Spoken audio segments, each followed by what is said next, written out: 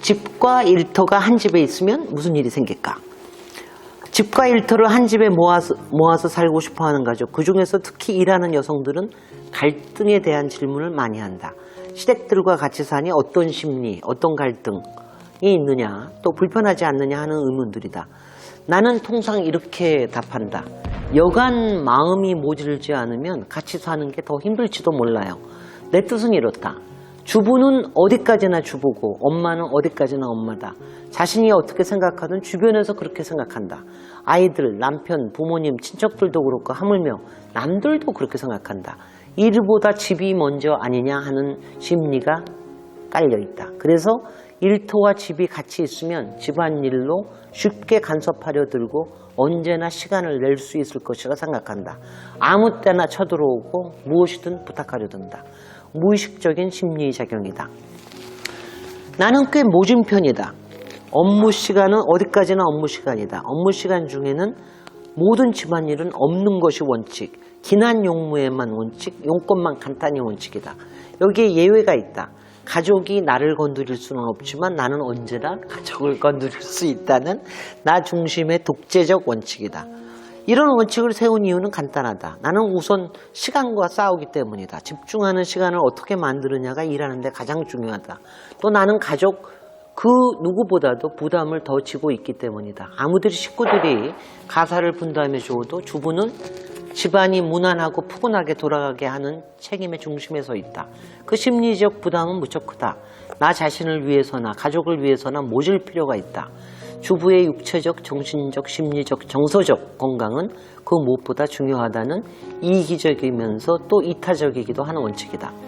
이런 모진 원칙을 가족들에게 적나라하게 밝힐 수는 없는 일이니 은근히 그러한 삶의 방식을 만드는데 상당히 노력이 필요했다.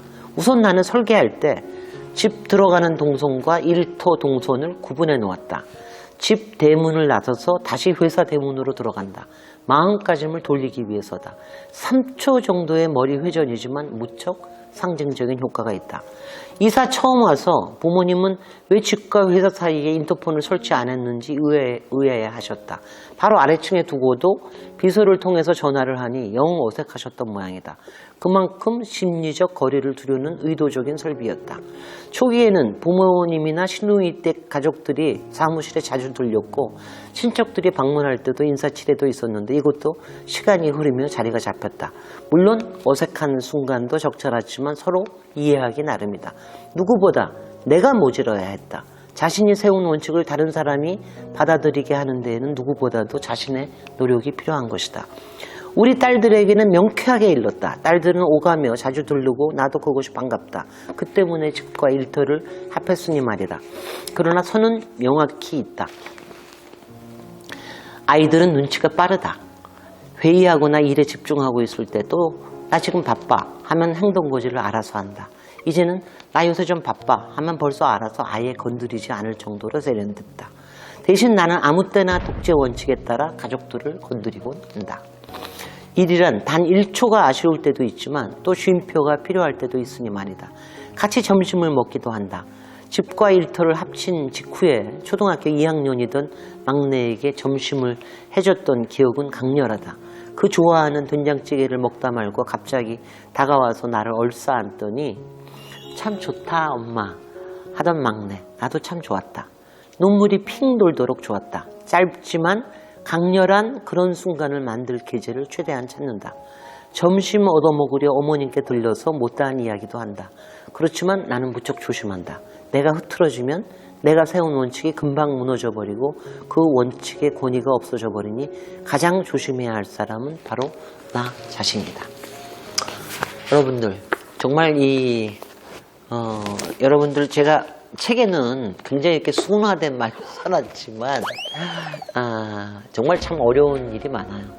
어떤 점보다 오히려 남하고 같이 살거나 같이 일하는 것보다 가족들하고 일터와 같이 산다는 게 굉장히 어려운 일입니다. 왜냐하면 우리 가족들은 특히 우리의 심리들이 아무 때나 이렇게 가까워야 한다는, 부비고 기대고 뭐 이래야 한다는, 특히 여자들한테는 더 그러죠. 여자들은 아무 때나 붙잡고 일 시키려고 그러고 뭐 부탁하려고 막 그러니까. 그럴 때 이제 굉장히 모질어야 됩니다. 그래서 그럴 때는 할 수 없이 이제 주부가, 왜냐면 이제 제가 많이 들었을 때 이제 비슷한 일에 시댁 때문에 치이고, 뭐 어떤 때는 친정 때문에도 치이고 이래가지고 굉장히 많은 스트레스를 받는 여성들이 많은데, 그 경우에 하여튼 자기를 방어하는 건 자기여야 해요. 그럴 수밖에 없습니다. 누구도 나를 대신해서 방어해 주지 않습니다. 남편이 방어해 준다고요? 그것도 잘 안 됩니다. 그러니까 어느 정도는 해주겠지만, 그러니까 이렇게 같이 모여 산다 그러면은, 제가 지난 편에서 얘기했듯이 공간적인 여유라든가 또 시간적인 여유, 또 반찬의 여유, 먹을 거의 여유, 뭐 여러 가지 여유가 생길 때도 굉장히 많지만 피곤해지는 일도 굉장히 많이 생겨요. 일단은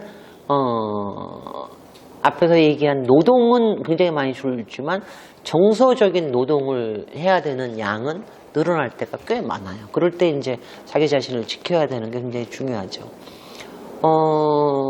아마 제 생각에는 우리 시부모님도 전 무척 욕했을걸요. 그리고 우리 아이들은 이제 크니까, 지금 이제 이 집을 지었을 때 이 책을 그러니까 거의 한 30년, 7, 8년 전이니까 그때 있던 자기네들이 아이들이요. 그때 있던 온갖 서름, 억울했던 얘기들을 지금은 막 쏟아냅니다. 그때 뭐 그렇게 해서 어떻게 했어. 엄마는 항상 일이 먼저야. 뭐 이래가면서 이제 뭐 항상 얘기를 하는데요. 이제는 또 크고 나니까 많은 것들을 또 이해하기도 합니다. 그래서 저는 이런 생각을 해요. 이게 제가 지난 편에서는 너무 좋아지는 점, 같이 살아서 좋고 한 거를 얘기했고, 요번에는 같이 살아서 힘든 것도 얘기해요. 사실은 아직은 얘기 안 한 게 있어요. 여기에 보면은 이제 관리비 문제 뭐 이런 것 때문에 아주 골치 아픈 얘기는 제가 여기서 안 하겠습니다. 그런데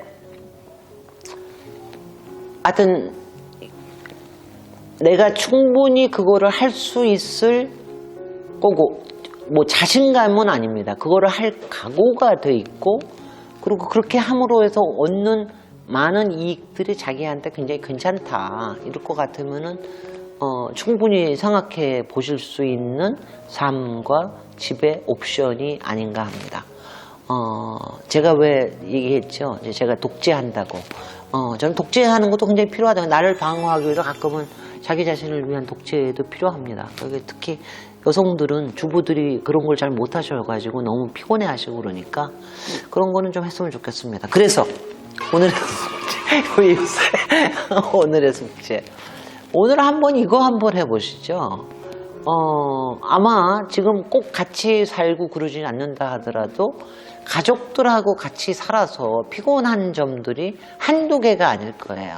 그래서 여러분이 오늘 나를 방어하기 위한 나의 독재의 원칙은 무엇일까를 한번 생각을 해보십시오. 그래서 그거 하나만 지키면, 그러니까 뭐 이런 거예요. 내가 이 의자에, 우리 집에는 여러 가지가 있어요. 내가 이 의자에 앉아 있을 때는 절대는 누구도 나를 못 건드린다. 내가 책상 앞, 컴퓨터 앞에 있으면 뭐 어떻게 한다? 아니면 내가 어슬렁대면 이제 외롭다는 뜻이다. 뭐 이런 것들에 대한 자기 자신의 독재의 원칙이자 자기의 삶의 원칙, 그리고 또 필요할 때 다른 사람들하고 관계를 맺는 원칙, 이런 것들을 나의 원칙은 무엇일까, 이런 거를 한번 생각해 보시기 바랍니다. 고개를 끄덕이시고 그리고 열심히 숙제를 해주시기 바랍니다. 안녕. 혼자 사는 사람 아니야 여기? 캥거루예요. 캥거루예요?